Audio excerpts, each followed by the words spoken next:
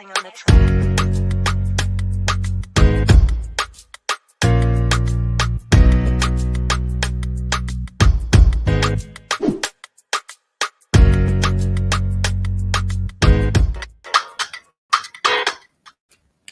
Hello everyone and welcome to Dear Black Girl, Session 6.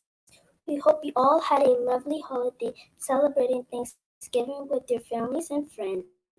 This year on Dear Black Girl, we have discussed identities, mother and daughter relationship, how to move from pain to purpose, sisterhood, friendship, and influence. Today we are chatting about beauty standards, and to tell you more about today's show, please welcome the founder of Daughters and Vessels and creator of Dear Black Girl, Cordelia A. Banny.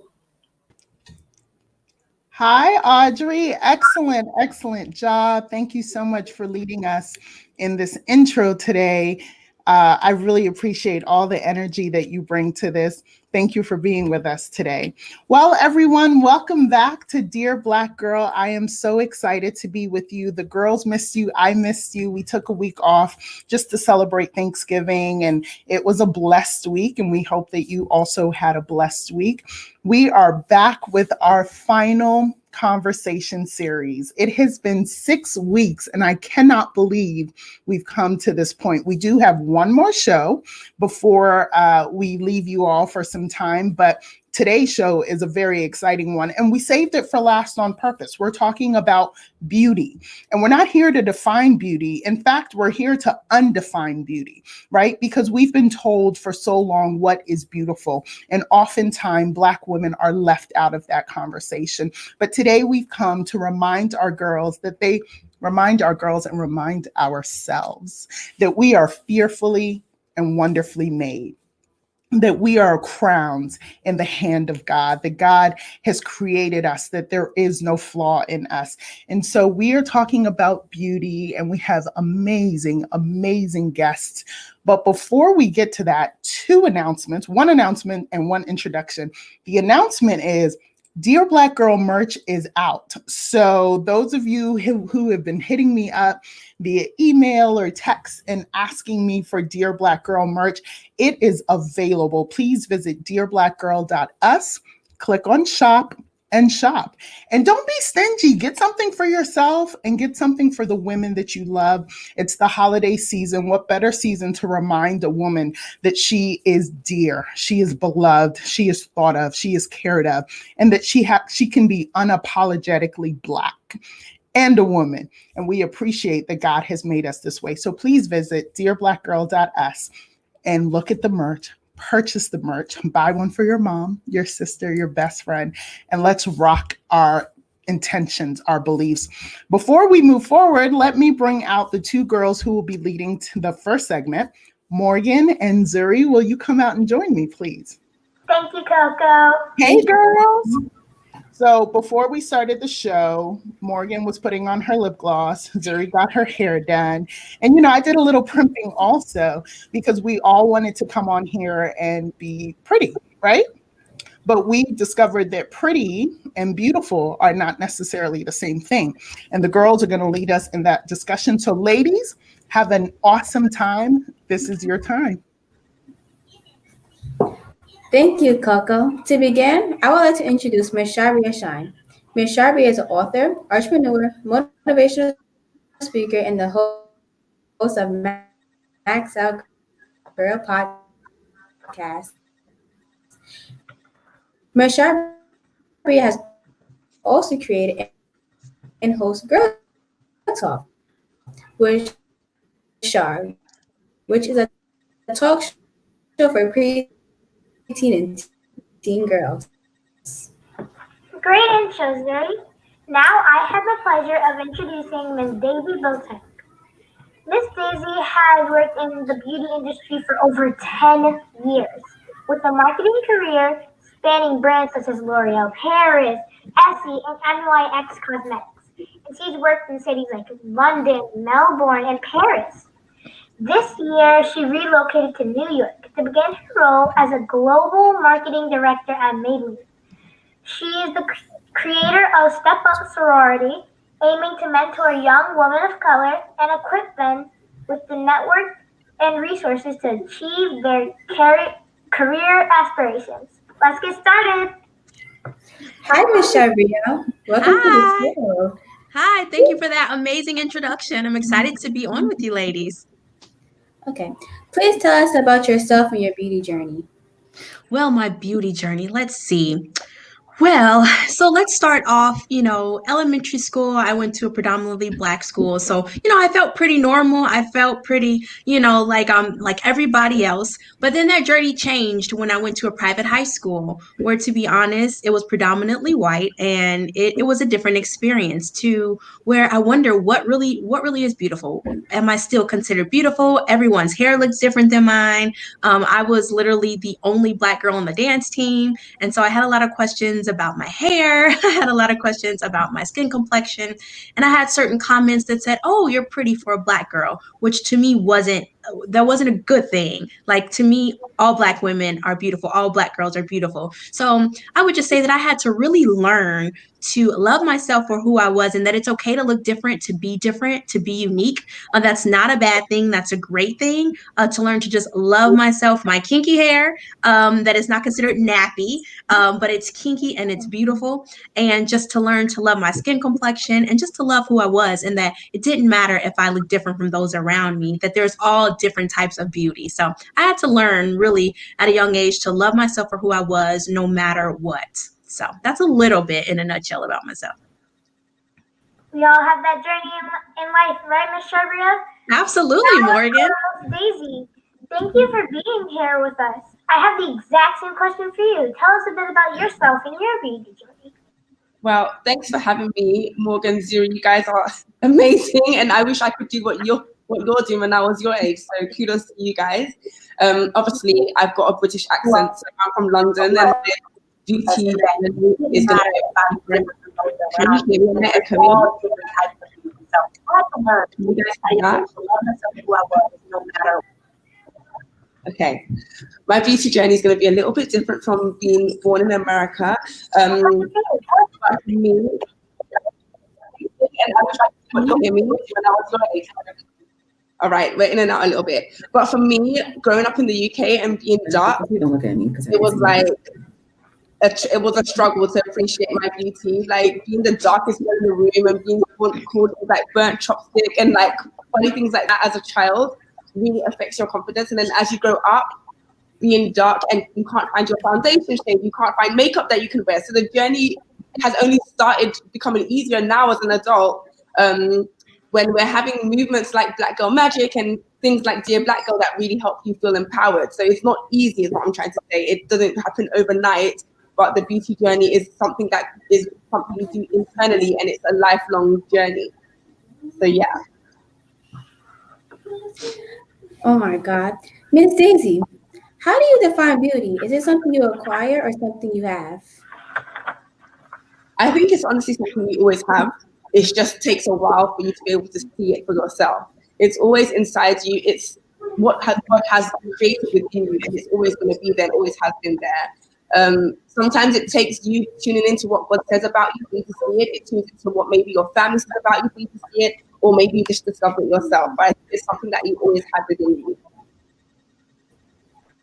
Miss Charbria, can someone be beautiful and not pretty, or pretty and not beautiful? Can you please explain what makes the difference?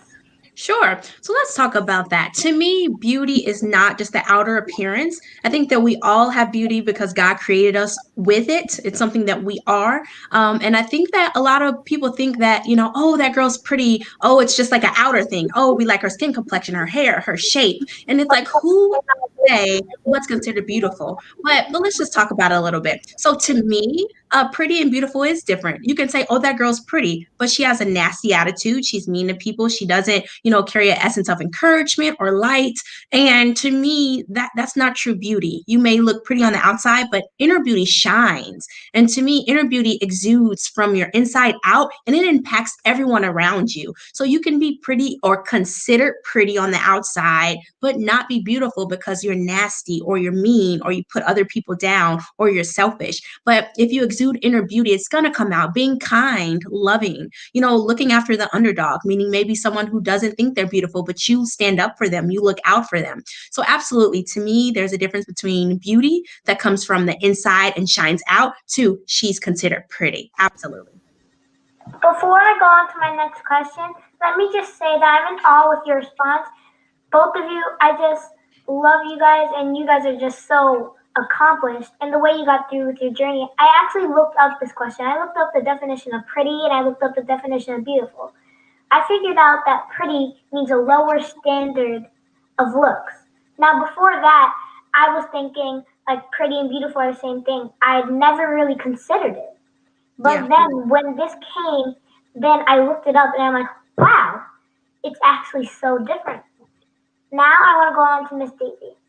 Tell us about any beauty insecurities you overcame or are overcoming, and how they have affected you and how you are overcoming them. That's such a good question, Morgan. So I touched upon this before, but I'm really skinny, really tall, and really dark, and that was not the beauty ideal when I was growing up. So it was kind of confusing for me coming home and my dad saying you're the most beautiful girl in the world, and then going out and seeing on TV and seeing everywhere that I wasn't. So that's something I've had to overcome, and there were two things that happened that helped me overcome it. First of all, my relationship with God, knowing what God says about me and putting that first helped me realize I don't care what you guys say, I'm beautiful, I'm a boss, regardless of whether you like it or not. And secondly, beauty is cyclical when you look at it from the external gaze. And all of a sudden, in this day and age, being tall, slim, and dark is the beauty ideal now. Everyone wants to look like Lupita Nyong'o, and this is what people are after. So those two things have helped me accept who I am and helped me realize I am beautiful. It was leaning on what God says about me, but also noting that beauty trends are cyclical. And at one point, if you are relying on the external gaze, you will be popping at some point. And this is my time to shine. Next time will be someone else's time to shine. But those are the things that have helped me embrace it. Amazing. You guys are such a great interview. Now we're on to Zuri's question. To you both, Ms. Daisy and then Ms. Charbria. What is colorism? How has colorism played a role in your becoming? Over to you, Charbria. Me first? Okay, awesome. Well, basically, as far as colorism in my journey, from what I understand it to be, is basically the color of your skin within the Black community being lighter skinned or darker skin, and a preference towards the lighter skin. And so as far as my journey, obviously, you see I am lighter skinned. So in society, that has, I guess you could say, played to a benefit for me, for people to think, oh, I'm more beautiful because I'm lighter skinned. But it really kind of changed, like I said, when I went from going to a predominantly Black community to a predominantly white community. So then I started to still feel different, because although I was lighter in the Black community, I was still dark in the white community. But to me, I think it's sad, because, man, in the Black community, all of our different shades are so beautiful. I mean, from the lightest of us to the darkest of us, I think that's so dope, just to have that individuality. And I think representation matters. I love that right now we're seeing darker skinned women on beauty ads and in movies, and leading ladies in movies. Like, even though I'm lighter skinned, that really does something to me as well, because it just really shows me we're all beautiful. We are sometimes meant to feel less than because we are Black, but we are some of the most beautiful women. And that's not a comparison. It's just knowing we have to know that we're beautiful no matter the color of our skin. So for me, I love the fact that now we can look on TV and see women of color, darker skin, lighter skin. You can see that, and we can say, okay, yes, that's considered beautiful as well. And that's why I think representation is so important, because we should be able to see darker skin and lighter skin Black women in these power positions and in these, main leading lady roles. And for me, I do feel like colorism does impact all of us, but I feel like we're taking back that control every single day as we go towards into our future. I didn't have a song like Brown Skin Girl by Beyonce when I was younger to make me feel that all shades of us are beautiful. I've touched on it a few times, but I was impacted by colorism because I was so dark. So I'd be picked last for a lot of things. I'd be picked last by boys. I'd be picked last to go to a dance or something like that. It's only as you grow up that you realize these things are really irrelevant and we're all beautiful in all the shades that we come in.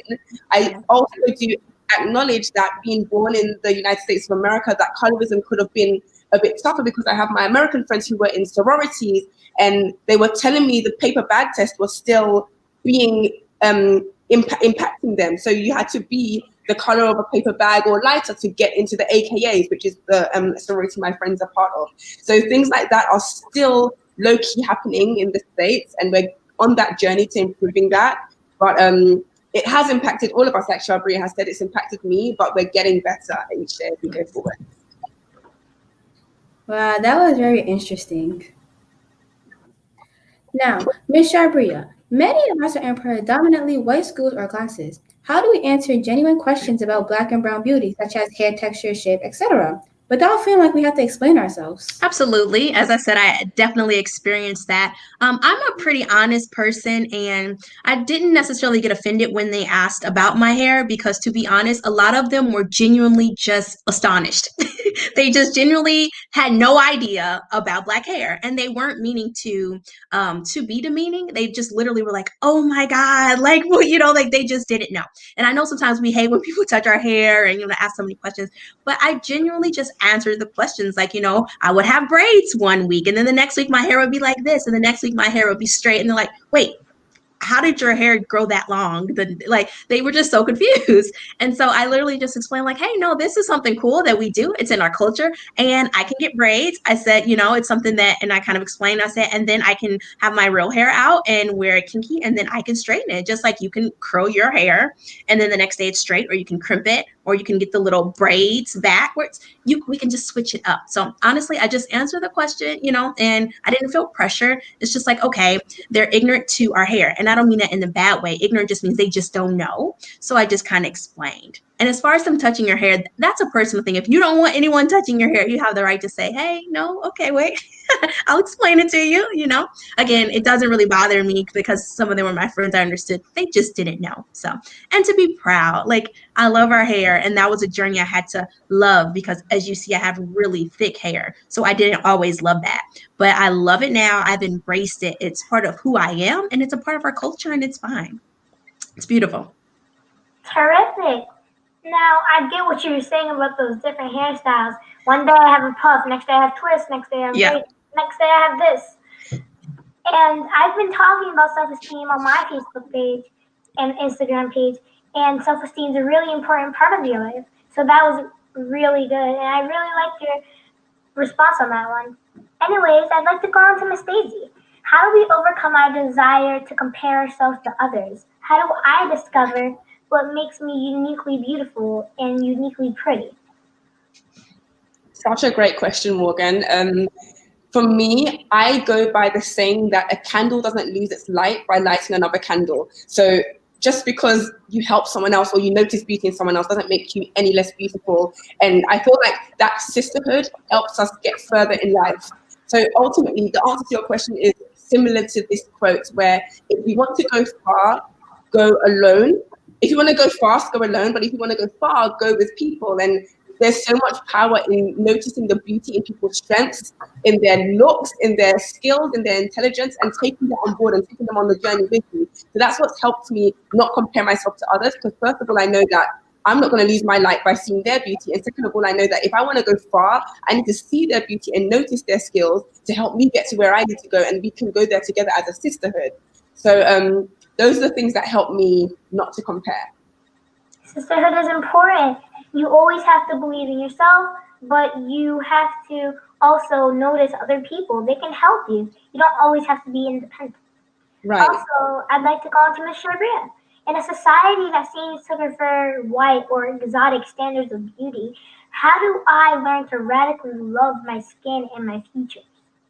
Well, first of all, you have to just know you were created by God. And, he says you're fearfully and wonderfully made. There is no flaw in you. So when you think about the creator of the heavens and earth, he of heaven and earth, he makes everything beautiful. The trees, the beach, the palm trees, I mean, flowers, the wind, like everything that's so gorgeous and beautiful. He makes no mistakes. So when I think of that concept, I think of ourselves, just how amazing we must be that he created us in his likeness and in his image. And so, honestly, I had to remind myself of that because even as an adult, I can be honest and transparent. It can be difficult because you're right. Even now that we're getting more representation, there still is like this underlying thing that more exotic looks or white women are more desirable, which I know is a lie. We're all beautiful and there are beautiful women in all cultures. But I had to just get over the comparison like, hey, this is who God created me to be. There's beauty in me. And so I have to shut out the noise and just look at myself and say, I am beautiful and I'm fearfully and wonderfully made. And if those other things distract you, find some things that represent you. Find a show that represents you with a beautiful Black woman. See that every day or every week to instill in you that, yes, we are beautiful. Because sometimes when you continue to see images, it brainwashes you to think, wow, that's better. But it's not. So that's why I keep saying representation does matter. And I love that we can now have things like Dear Black Girl and just shows on TV that show us in the light of our beauty. Wow, that was very Thank you. interesting. Miss Daisy, what effect does beauty have on mental health? So it can go both ways, as most things can. So I work in the beauty industry, so I know firsthand the two ways it can go. First of all, let's start with the celebratory way. If you're feeling down on yourself, there's a huge impact called the lipstick effect, where you put a bold lip on like Miss Charbria has, she's looking amazing, and it just lifts your whole mood and lifts your confidence, and sometimes finishes your look, makes you feel more put together, and matches your outfit. So there is a benefit to your mental health sometimes with makeup and the way it can instantly transform your look. Something interesting from the beauty industry as well is the financial industry has something called the lipstick index, which means that when you go into times of depression, when the market drops, when there is a recession in terms of money is coming in less into a country, the sales of lipstick go up. So it shows that people are reaching for that little piece of beauty to lift their mood, something they can afford, something that's $5 that they can use to lift up their spirits. So that's the positive side. The negative side of beauty is that because people are trying to make money and they're trying to sell an image, they're limited in the images that they sell and the images they put out, which can be quite confusing for young girls or for anyone, because if you're not reflected in that image that they're putting out, it makes you start to question, am I part of the beauty ideal? Am I beautiful? And this is what I touched upon before about the external gaze. So that is when it can start impacting your mental health, because you don't see yourself, because they have 5 slots in their TV ad, they have 5 girls, and they can only put 5 faces, and your face might not be the one they choose to represent because they can't put your shade in the shelf because there's not enough shelves in Ulta, or they can't put your hair product in that studio because the studio is not big enough. So they choose to showcase people that will make them money. That doesn't mean you're not beautiful. It just means that's the way the beauty industry works. So that is the negative side of it. Because of financial gain, sometimes they ostracize or marginalize certain looks and beauty ideals, but that doesn't mean that you can't flip it and see the positives in beauty and makeup and use it as a tool to lift you up when you're feeling down. It's the negative and positive sides of your mental health. My mom always tells me life will either make you or break you. Right. You always have to embrace yourself and try to stay on the positive side of it. Right. Next, I'd like to go to Ms. Charbria. How do I honor my unique style that isn't celebrated by others? And if I feel that my own family isn't celebrating it? Wow. Okay. So first of all, I would say be you. I can honestly say that my family, my parents did encourage me to be an original growing up and to just be myself and not to compare myself. But also, if you don't have a supportive family in that way, I like, again, things like this. Dear Black girl, find something that empowers you, that encourages you, that lifts you up, that tells you the truth about yourself. Because if it does, that's going to fill you, infuse you with that confidence and that energy. But also your first question, like, just be you, like, love the skin that you're in. And just a personal little story, it's really quick. It's just that when I was growing up, I was really skinny and I'm still petite, but I was really thin and I had very big lips. I still have very full lips and I have freckles and beauty marks all over my face. You probably can't tell because I have on makeup, foundation. But growing up, sometimes that wasn't the cool thing. Like, okay, girls are developing. I'm still looking like I'm a little boy. I'm skinny. I have freckles. I have big lips. But as Miss Daisy said earlier, now people are paying to get lips like mine. They're injecting their lips. People are faking freckles with like makeup. So it's like embrace your uniqueness because someone is like dying to have one of your qualities or looking at you and say, "Oh my God, I wish my hair was like her." And you will never know it. But to you, you're the most beautiful girl to someone. And I feel like sometimes we always want what we don't have. If my hair is straight, I'm like, "Oh, I love that girl's kinky hair. That's so cool. I can't do that." But then if my hair is kinky, dang, I wish my hair was shiny and long and thin. Like, it's so many things. I mean, straight. It's so many things that, we want what we can't have, that it's like, just love yourself because you're awesome. You're unique. Rock you. Be you. You rock. Like, just embrace it and own it. And I believe you'll have more joy and you'll just be a light that's shining. I've always heard that when people say that someone is always looking for what they can't have, they envy what others have, but they should enjoy what they have because because they should be grateful for the things that they have because some people can't have those. Absolutely. So next, I'd like to go to Miss Daisy. What efforts are you making as an adult, to affect beauty standards in our world? So, great question, Morgan, and I have just the answer for you. What I'm doing to affect beauty standards in our world is my current job. I work in the #1 makeup company in the whole world, and if the day I leave, the day they forget about us, the day they go back to putting all the white girls in the ads, the day they go back to having white influencers go on the trips and things like that. So me being there is by force a reminder that you're not going to forget me and my girls. You're not going to forget us. We are going to be in the TV ads. You are going to make a foundation that I can wear. Because when we have meetings, I was told, the CEO of the company, I don't have a foundation shade in this company. I don't have anything to wear. They didn't make me one. And they will be ashamed. And because they have to make me a shade, they will then think about the whole spectrum. So that's my little thing that I'm trying to do to make sure that I stay in L'Oreal, to make sure that we are not forgotten and we are not left behind and we are represented in everything that they put out.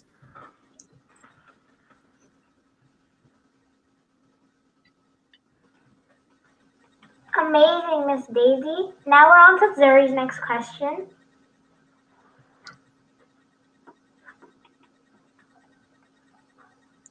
I do think that Zuri's having some technical problems. Hold on.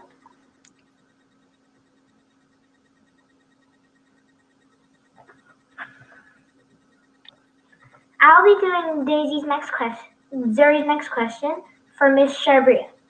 There are some girls who are really concerned about what others think of their appearance. What would you say to those girls? I would definitely say don't worry about it, man, because I feel like we get so stressed. Even adults, we can get stressed about that. What do they think about what I wear, how I look, what my hair looks like today? Again, I'll always say love yourself for who you are, be you. If you like the shoes you're wearing, rock them and like them. And if someone says to you, ew, what are you wearing? Or I don't like that. And I would always say, hey, I'm not wearing them for you. I like them. Oh, well, keep it moving. Like, just have that confidence to stand by your decisions, to stand by what you like and who you are and your beauty, and just to say, you know what? I am awesome.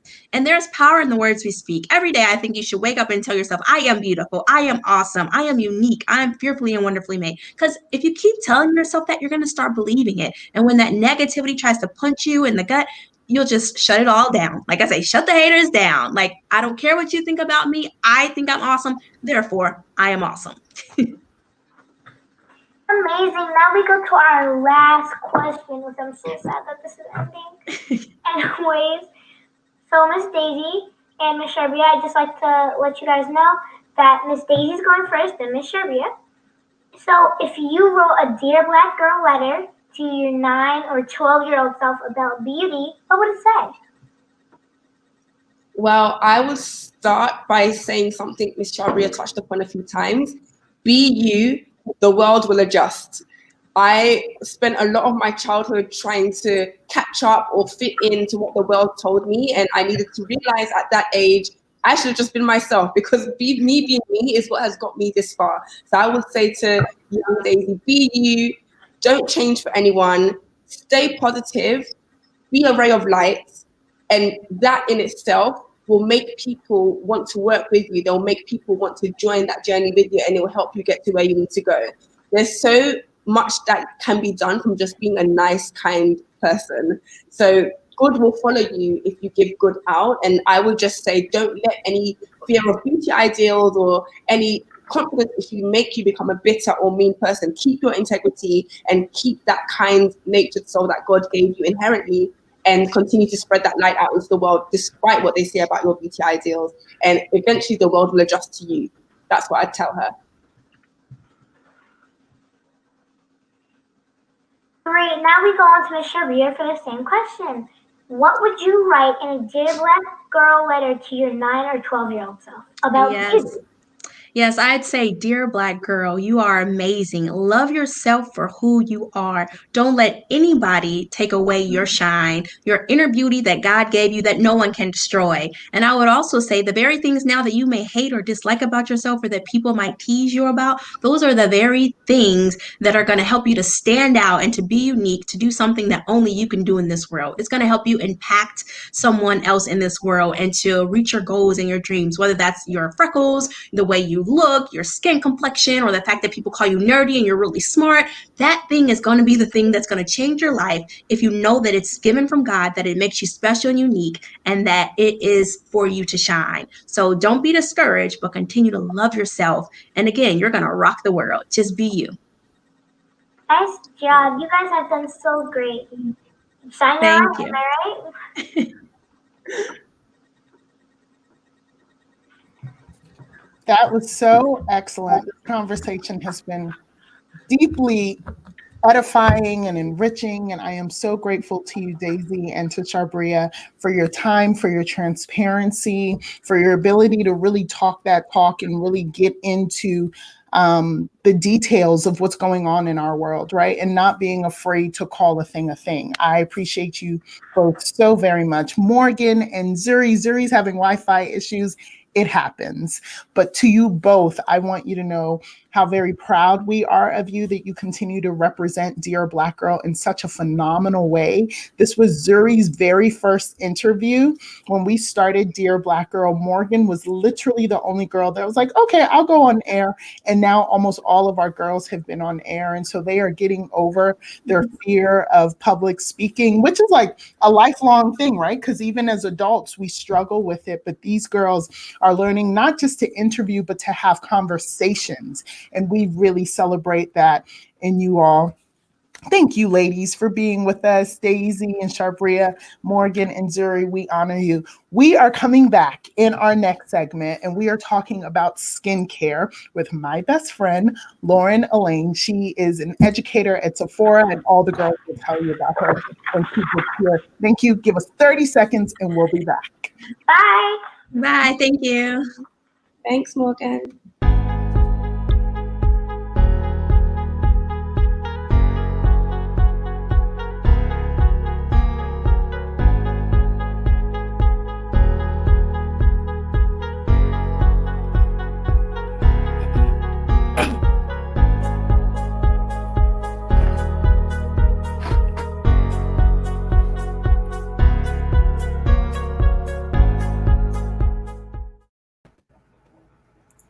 Hello, we are back, and we are so excited to chat with Lauren in our next segment. Hi, ladies. Thank you for being with me.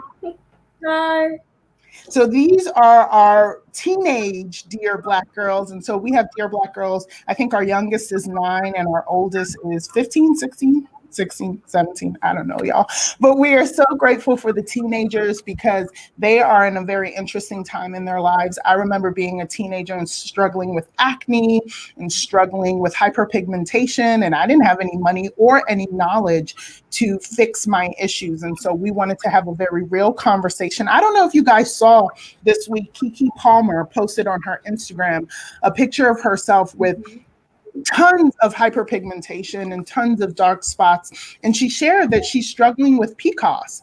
And it was just so liberating. I text my best friend Lauren, who's coming on, and I was like, girl, like it's so empowering to see women honoring the skin that they're in and reminding those of us who have issues that are skin-related issues, that we are not alone, that this is not a drink your water kind of conversation, but there are real inherent medical and also just health things that we need to talk about. So I'm going to get off and let you ladies do what you do best. Enjoy your segment. Thanks, Coco. Hi, everyone. I'm Margelle. We are really interested in learning about skincare this segment. Miss Lauren Alnutt has worked with many major TV and magazine publications, including BET, Black Enterprise, and Ebony Magazine. Miss Lauren has worked with Sephora for the last 10 years and currently serves as the account executive for Sephora's private label brand, Sephora Collection. She is in charge of all sales and education in New York City, the highest volume region in all of Sephora North America.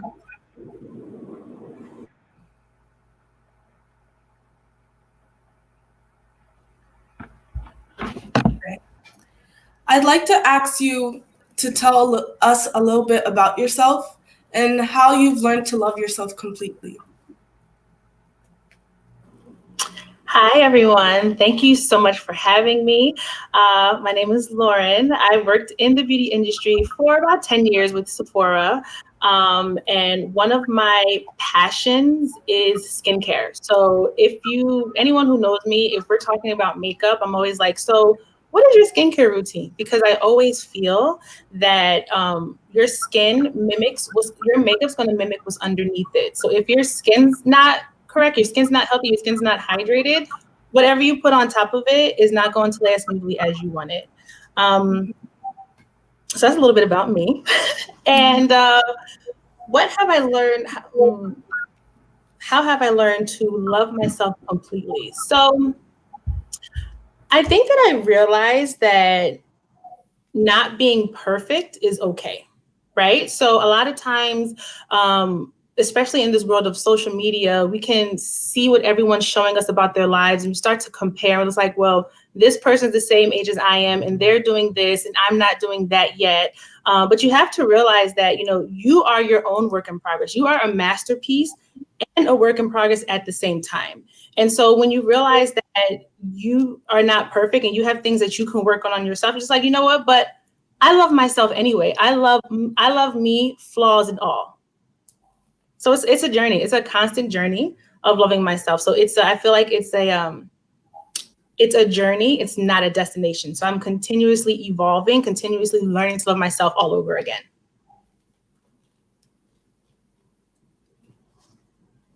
The beauty industry, how do you define beauty to yourself and younger girls? That is a wonderful question. And I define beauty the same way. The way that I describe beauty to myself and to someone younger is beauty is unique. So whatever is different about you is what makes you beautiful. Whatever is different about me is what makes me beautiful. That is my definition. I feel like one of the greatest kind of displays of beauty was this year's Rihanna's Fenty fashion show, because she had a little bit of everybody there. So everyone was represented and it was beautiful because you had people of all different sizes, different backgrounds, different races, everything all coming together just to show beauty. So uniqueness is my definition of beauty. Okay, it looks like Caitlin is off, so I'll ask her question. What journey did you have to take or continue to take to remain confident in a culture that degrades our complexion, size, etc.? Yeah, so this is a journey that I continue to be on every single day.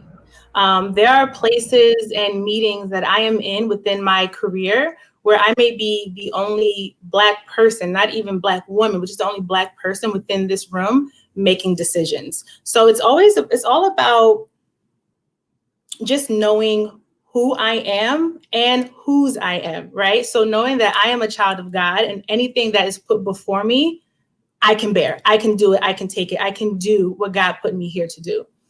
So I think that having a really strong circle of friends and family, especially because, I mean, it's easy to say I'm confident today, and sometimes you're not going to be confident. So having that strong circle around you that is there to pick you up when you may not be feeling your best, that's very important too.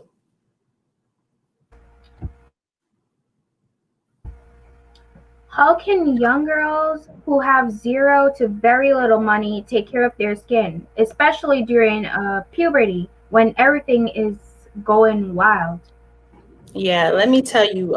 So yeah, I've been there. I've been young. I've been without money, and I've had bad skin. So there are a lot of things that you can do. You know, taking care of your skin doesn't start with putting on a moisturizer or cleansing your face. It really starts with what you're putting into your body, right? So making sure you're drinking lots of water, right? Making sure you're keeping your body hydrated. Exercising helps to, release oxygen, which helps to give your skin a glow. So there are things that you can do to kind of counteract having to utilize products. I would also recommend, what was I going to say? You talked about exercising, what you put in your body, right? So, I love Snickers bars. They're my favorite thing to eat. But a Snickers bar is not going to be the best to have great skin because all of the sugar, you want to cut out sugar. You want to make sure you're putting more vegetables, more water into your body. And then other things like, changing your sheets regularly, because if you're sleeping on a pillow and you are, oily when you wake up in the morning, that oil is sitting in your pillow. So when you're going to sleep again, that oil is going right back into your pores. So just thinking about little things like that can also help if you don't really have a budget for skincare. The great thing now is we're going into holiday, right? We're going into Christmas. Instead of asking for an iPhone, which is a couple of $100s, you can ask for a beginner skincare set, which can go for $20 in Ulta or in Sephora. So it's about making smart choices too. So if you don't have the money, utilize, like, your birthday is coming up. Any celebration where you can ask for a gift, ask for something that's going to be more beneficial to you in the long run. Yeah, those are great tips and are very budget friendly. I have to try them out. Yes. Are there any natural beauty tips or remedies that actually work that we can use on our skin instead of makeup or medicated products being sold? Yes. So if you ever take a look at any product in the store, whether it's, say you're looking for a product for acne or a product for dry skin, you can look at the ingredients and you're going to see stuff that you can find in your refrigerator and in your kitchen cabinets. You're going to find avocado oil, coconut oil. You're going to find charcoal. You're going to find all these ingredients that you can find in your cabinets at home. The one thing that skincare products do have that these natural products don't have is just that delivery system. So skincare has a delivery agent, which is going to help for those products to penetrate deeper into your skin so that you can see the benefits better. Now, what you can do to see immediate results is make homemade masks, right? So these are using the ingredients that you have in your kitchen cabinets and in your refrigerator to have immediate results. So what's great about that is if you're dehydrated or if your skin's a little bit on the drier side, you can use those ingredients, slap it on the face for about 10 or 15 minutes, wipe it off, and you'll see immediate glowing hydration on the skin. So I would say there are remedies that you can use at home. There's a lot of them, but they would be best for really quick masks.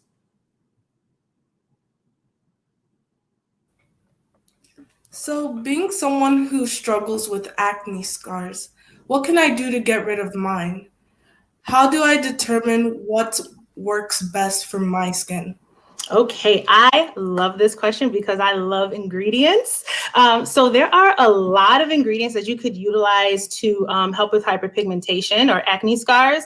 You want to make sure that you are listening to your skin though, because you may have a sensitivity to a certain ingredient. You know how you can have, you could be allergic to nuts, you could be allergic to, natural things in the earth. your skin can also have a natural reaction. So you want to make sure you're listening to your skin. There are a few ingredients that I love to use for hyperpigmentation. I also struggle with hyperpigmentation. I have acne scars. I get acne as a grown up. It stinks, but there are ways that you can kind of help to kind of clear them up. It does take a while. So the first ingredient you need to clear up hyperpigmentation is patience. You need patience because it takes a while to clear it up. But some of my favorite ingredients, I love glycolic acid. If you have anything with glycolic acid in it, it's really good because it helps to just take dead skin cells off the surface. It helps to lighten any dark spots, but it's not going to lighten the skin. So it's going to help to even your skin tone as well. Another product that I like to use, salicylic acid is really good. Salicylic acid is good if you are trying to clear up any hyperpigmentation, but you're still breaking out. Like you still have some pimples popping up as you're trying to clear some old ones. The salicylic acid works within the pore to clean it out. It helps with any kind of redness on the surface of the skin too. And then another one that I like to use is vitamin C. So vitamin C has been my jam for a couple of years. And what I love about it, it's like, I call it the BLT for the face. So, you know, like a bacon, lettuce, tomato sandwich, you guys heard of that, right? So we call it the BLT for the face because it's going to brighten, lighten, and tighten. So what does that mean? It's going to help to brighten your complexion to make it more even. So you get a nice, healthy, natural glow. It's going to lighten any of the dark spots that you have without lightening the full face. So it's not going to be like a bleach. And then it's also going to help to tighten any pores. So it's going to make your skin and any texture you have look a lot more smooth. So those are 3 ingredients that I personally love. There are tons of ingredients, tons of acids that you can use to kind of help to make the skin more even. But it's all about what works for your skin. So you can utilize this in any kind of product. You can utilize it in a cleanser. You can utilize it in a treatment product like a serum, or you can utilize it in a moisturizer you can wear daily as well. That's some really good advice. I think I might take that to heart. Like I might. Yeah. What can I do to feel more confident about myself when we live in a society that glamorizes beat faces? Let me tell you, working in an industry that glamorizes beat faces, it's challenging, right? So, and I think that, you know, what I find to help keep my confidence is that circle, that close circle of friends that I have that keep me grounded, that know me when I don't have makeup on, when my hair is laying flat on one side and I'm just looking a mess, but they love me for me, right? So I think that it's about having that confidence. And sometimes you just need to throw on Beyonce Brown Skin Girl and dance around your house and build your own confidence. Sometimes that's what it takes, you know? It's not easy to live in a world where you don't feel like your beauty is loved all the time. But sometimes you have to build yourself up.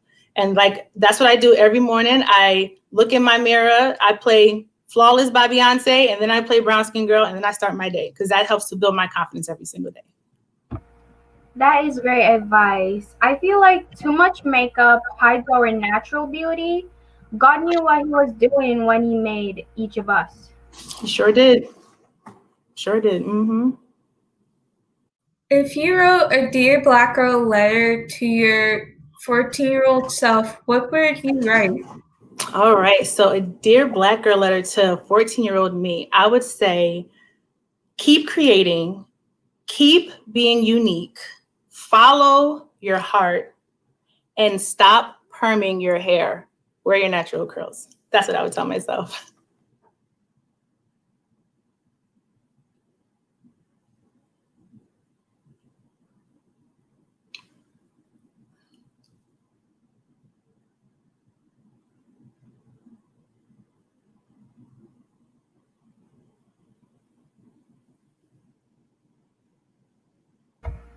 Kendall, you're muted.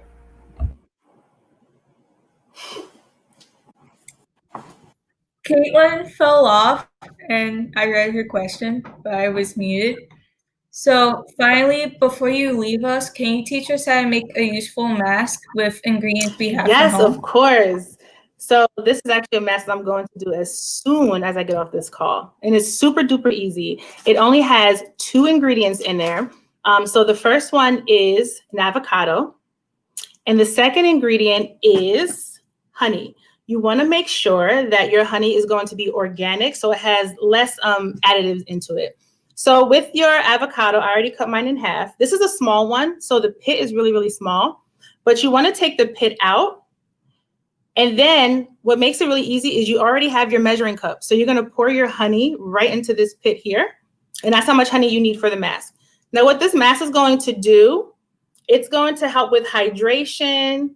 It helps with nourishment. This is really, really good for the wintertime because no matter how much moisture you have, the wind outside, especially in New York, is going to kind of make your skin dehydrated. So I'm going to try to do this so that you can see the honey without it dripping down. It might drip down, but it's filled to in the entire hole here. So then what you want to do, you want to take the avocado out of the skin, and you just want to keep mixing it until it comes into, I have one already made for time purposes because I've been mixing it since about 3 o'clock. But you want it to have a really nice, like gooey texture because you want it to be able to sit on the skin. So I'm going to take a little bit of it. You want it to be able to just go right onto the skin, and it's going to feel really, really smooth. It's going to feel a little slimy too. You want to leave it on for about 10 to 15 minutes. Then you want to wipe it off with a warm cloth, and then you want to put a moisturizer on top to seal in the moisture. But this is really good. What the honey is going to do, the honey is an astringent. So what that does, it helps to kind of tighten your pores to make your skin look smoother. And the avocado has a lot of essential fatty acids in there. And what that does for the skin, it helps to plump up the skin. It helps it to make feel more nourished and be a lot more hydrated. And you could do this mask 2 to 3 times a week. If you buy a lot of avocados and one of them feels a little too ripe for you to eat, go ahead and cut it in half and make it into a mask for your family. Thank you, Ms. Lauren, for your time and for sharing such information. Thank you for having me. Thank you so much. This is so great. I'm so proud of you girls. Thank you for this interview and for leading it so well. And I hope it was helpful.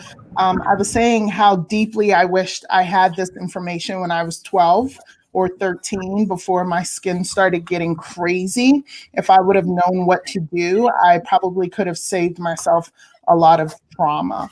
So I'm so glad that you guys have this information. Caitlin, Margell, Kendall, I'm so proud of you. And let me say this on air. My girls are it. These dear Black girls are everything.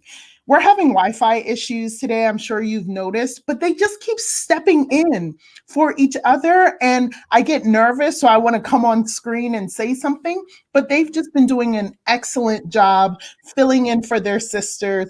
Earlier today, we had a private chat with a new girl. Hi, Audrey. And the girls were in the private chat saying, hey, Audrey, you're a natural, just encouraging each other. This is the sisterhood I wanted when I was 13. You girls are amazing. And I am forever so proud of you. So Kendall, Caitlin, and Margell, thank you for being with us today. Kendall is going to go back into tech and take everyone off except for me and Lauren. Hey, Bess. Hey!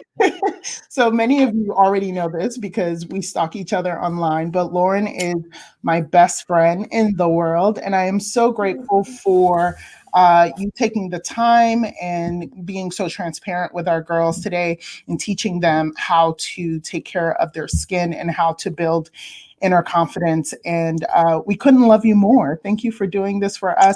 If people want to find you or learn more about what you're doing and what you have coming up, where should they go? Yes, so you can follow me on Instagram. You can follow my personal Instagram is at LAELLE.AYYE.